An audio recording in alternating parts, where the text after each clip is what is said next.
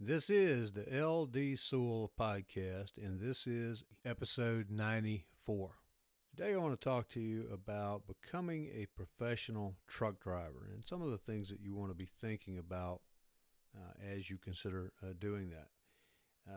Obviously, you have to meet the minimum federal requirements. So that's one of the first things that you want to give some thought to. Among the first things, anyway, is are you eligible to become a driver in the first place? Tractor trailer drivers in the United States are very heavily regulated, and there are specific things that have to be met that are mandated federally under DOT, under their Federal Motor Carrier Safety Administration's regulations, which they call the Federal Motor Carrier Safety Regs. And for starters, you have to be at least 21 years old, and you're also going to have a decent driving record. It doesn't have to be pristine, but the more things you have on it, the more difficult it's going to be.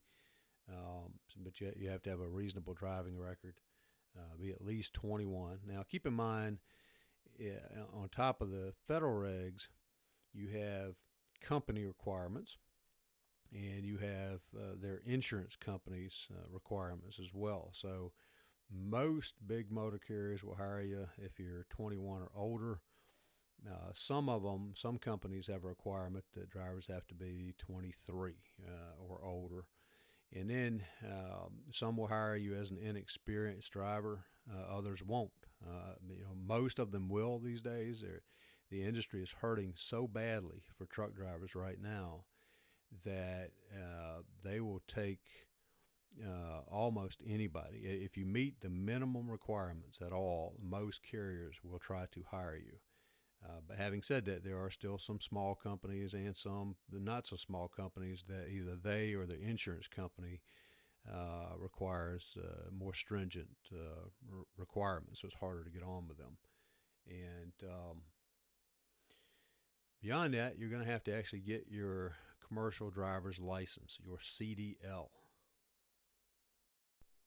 Most people do that by going to a truck driver training school. And there's no federal requirement that says that you have to do that. You do have to get a learner's permit. You're going to have to hold that for a certain period of time. It may be 14 days. It may be, whatever is mandated.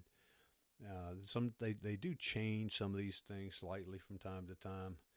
And best thing to do is go to your local motor vehicle administration or DMV, get a CDL study guide. Ask them or look it up in the book, see how long you have to hold it. In any event, if you're going to go to a school, by the time you complete the school, you will have held your permit long enough to be able to take your skills test. And while, again, it's not a requirement that you go to a truck driver training school, and in fact, in the old days, most people didn't. Most people found a owner-operator or a friend that had a tractor and a trailer, show them the rope, show them how to drive, and take them down, let them use the truck to take the test, and then usually might even help them get a job, or let them drive their truck for a while as a team member, or on their days off, or some other arrangement until they got some experience enough to go out and get a job on their own. A little bit of that still goes on, but that's rare. Very rare these days. Most carriers, and particularly most larger carriers, will not hire you if you do not have a recent graduation certificate from a licensed tractor trailer driver training school. And that has to do with liability for the most part, and it also has to do with some sort of a standard version of training and laying down the basic fundamentals for becoming a good and a safe truck driver. So for most people, the path is going to be you're going to go to truck driving school. When it comes to truck driving school, there are basically three versions of that right now that I can think of off the top of my head. The first one is a commercial school, meaning that it's a company that's in business to make a profit that somebody has set up. They charge you tuition that covers their expenses, and they intend to make a profit beyond that. The second version of that is a community college, a technical college, vocational training center where that is funded in whole or in part by either state or federal government funds. And those are often set up to be a little bit longer, more set up with a semester type program. It might be a 12-week, 3-month program, whereas the private schools are going to typically be 4 to 6 weeks. So, about a third to half as much time.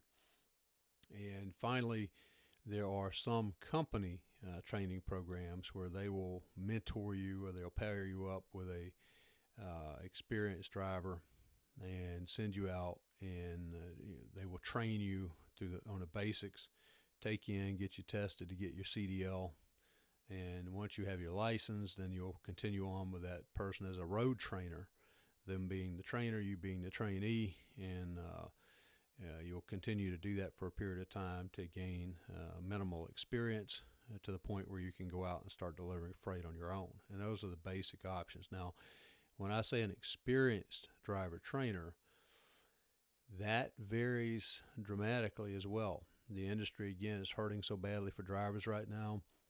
Some of these companies are putting people in the capacity of being trainers and instructors who have as little as 3 to 6 months experience themselves. And in my book, that person is not an experienced driver. That person is still a trainee themselves, and I think that's a dangerous and a bad idea. Nevertheless, a lot of big carriers don't agree with me, and they're doing it on a daily basis. They're pairing up very inexperienced drivers with other completely inexperienced drivers and calling it a training operation, when in truth, it's more of a cheap team operation. And so you want to be careful of those things. There are a lot of those programs out there, and when you're asking about a carrier training program, whether that's a complete training, through an initial school type deal or an apprenticeship to get your CDL and then do your road training with them as well, you want to ask them about the minimal experience of the instructor or the trainer.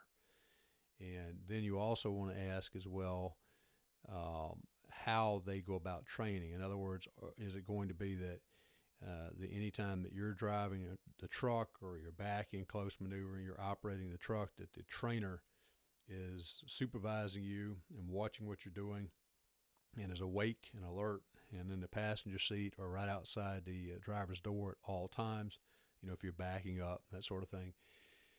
Or are they going to be expecting you to run as a team, meaning that your so-called trainer is going to be in a sleeper berth in the bunk asleep while you're driving? And you want to consider that very, very carefully because, driving a tractor trailer is not like driving a Miata or a passenger car. It's a dangerous operation. It takes time and effort and skill, and you can learn the basics very quickly, but it's also very easy to get into a circumstance that's beyond your skill and beyond your capability. And if you have an alert, properly trained, properly experienced trainer sitting next to you and watching what's going on, they're going to tell you what you need to do before you get to a point where you're going to wind up getting yourself hurt or worse, or hurting somebody else or worse. But if that so-called trainer is inexperienced and doesn't know what to do, you got a problem. If that trainer is either inexperienced or experienced and is asleep in the sleeper compartment instead of sitting in the jump seat with you, you still have a problem. So be very, very careful of those type operations. Choose a company that focuses on training you instead of on actually just trying to extract as many miles out of you as possible, as far as I'm concerned. And there's one in particular that I work with and refer drivers to, and I think is among the best. It may or may not be the best company in the country, but it's certainly among the best. It's especially when it comes to dealing with training inexperienced drivers. So if you want more information on that, you can get in touch with me by email or some sort of way, and I'll tell you what you need to do to get started and walk you through the process. But regardless of who you go to, what company you choose to affiliate with, do your homework, do your research, make sure that you know what you're getting yourself into, and make informed decisions on that. But basically, that's how it's going to work. If you meet the minimal requirements, you put in your application to go to a school or go to a company that has a school program. You do your initial training, and they're going to teach you how to do pre-trip inspection. They're going to teach you how to back and do close maneuvering. They're going to teach you how to, couple and uncouple or hook up and unhook the trailer. They're going to teach you the basic fundamentals of driving, and all that is geared toward meeting the skills assessment or the skills test to be able to pass your test and get the CDL itself, to get the license. That's the primary purpose of a school. Now, some schools have different ideas. They think they're doing a lot more than that. In my opinion, that is the primary purpose of all tractor trailer training programs, regardless of what they think or believe. Their primary purpose is to help you get your CDL. The secondary purpose is to give you some basic, safe, fundamental skills that lay a foundation that you can continue to build on when you get to your first company, if you're not starting out even through your basic school with a company. And then once you've got that CDL, then you go into what's called a road training program. And different companies have different names that they call these things, but that's basically what it is, a road training program. And you're going to have to do either so many miles or so many days or so many weeks or whatever that company requires. But in general, it's going to be somewhere between 3 to 6 weeks. A lot of them these days are doing about 4 weeks of training. There's still a few that doing as little as 2. It's hard to do it in just 2 weeks, but it is possible. A more common thing is going to be somewhere between 4 and 6 weeks. So could be 2 weeks, could be 3, could be 4, could be 6. But that's something you want to find out as well. In my opinion, it ideally should be somewhere around 4 weeks. If you have an extremely efficient trainer and a great training program with a great company, it can be accomplished in as little as 2 weeks, but that's pushing it for most people. So, 4 weeks is probably ideal. So you're looking at, again, maybe, 4 weeks to 6 weeks to 12 weeks, depending on how you go for your initial CDL training to get the license.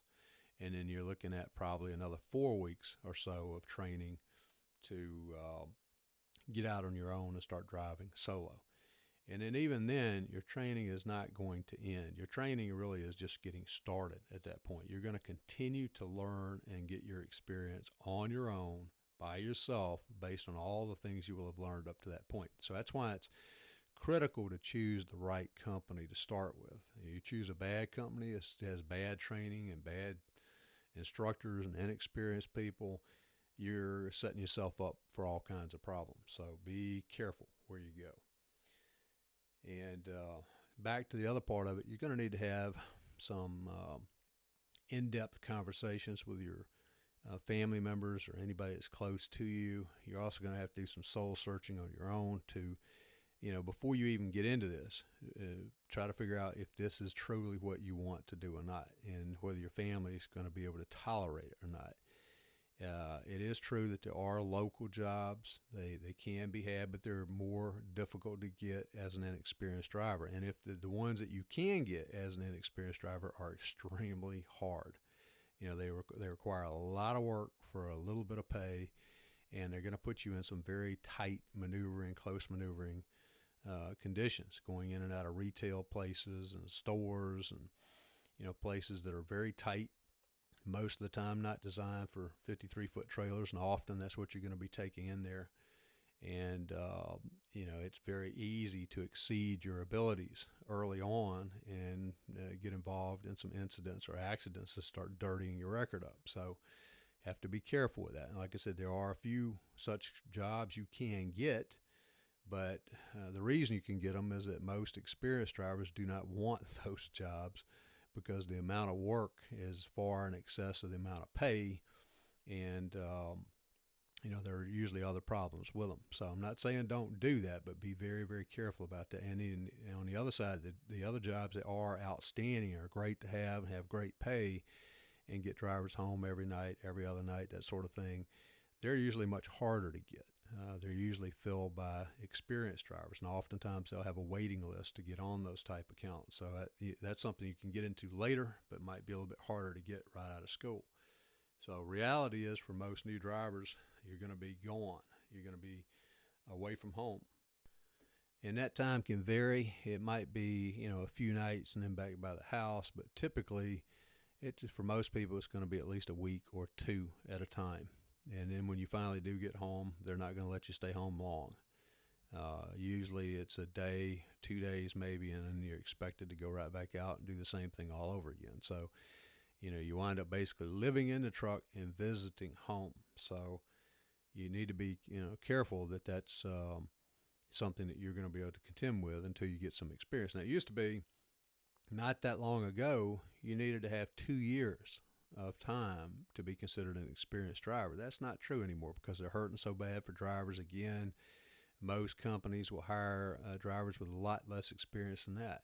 It started going down to where, if you had a year, you were considered an experienced driver. And then a lot of them nowadays, if you have 6 months, or even in some cases as little as 3 months, they'll consider you an experienced enough driver to start with another company. And as I told you, there are some companies out there that are so desperate and crazy that they are making people trainers that have only 3 months or 6 months of experience, which is crazy to me. But nevertheless, that's what you're dealing with. So in truth, for most people, it's going to take somewhere between a year to 2 years to get a level of experience that I personally would consider that person to be a competent, experienced driver. Some people can do it a little faster. Some take a little bit longer. That's why for years and years, the average was 2 years. It took 2 years to get to that point. But like I said, you may be able to do it a little quicker. Might take a little bit longer. But these days, the companies themselves will start considering you an experienced driver regardless, certainly by the time you get to a 1 year mark, and some of them a lot sooner than that. And when you get to a point where they're considering you to be an experienced driver, then more and more opportunities open up to you. So if the first company that you go to is not where you want to stay long term, or maybe make a bunch more money somewhere else, then that's fine. But don't get in a habit of just jumping ship and chasing greener grass on a frequent basis. And there are some drivers that change jobs every 6 months. Some of them change jobs more frequently than that, and that's a bad idea. Try to be much more selective about it than that. Set goals, plan your career out.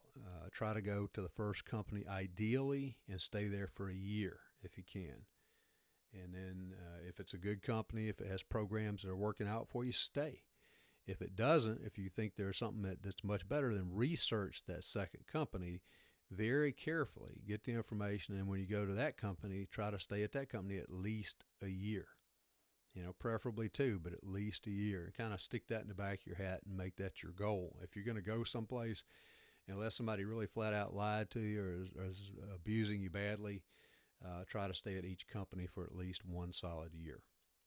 And that's enough information to get you started, to start thinking about it. I do referrals, I do recruiting, I do training, mentoring of truck drivers that are serious about getting into this business and wanting to pursue it on a professional level. If you would like some help with starting your career and starting to build your career, send me an email. Also, you can check out the courses I have on Udemy, and feel free to subscribe to our YouTube channel as well as this podcast. And thanks for listening, and I'll talk to you again soon in the next podcast.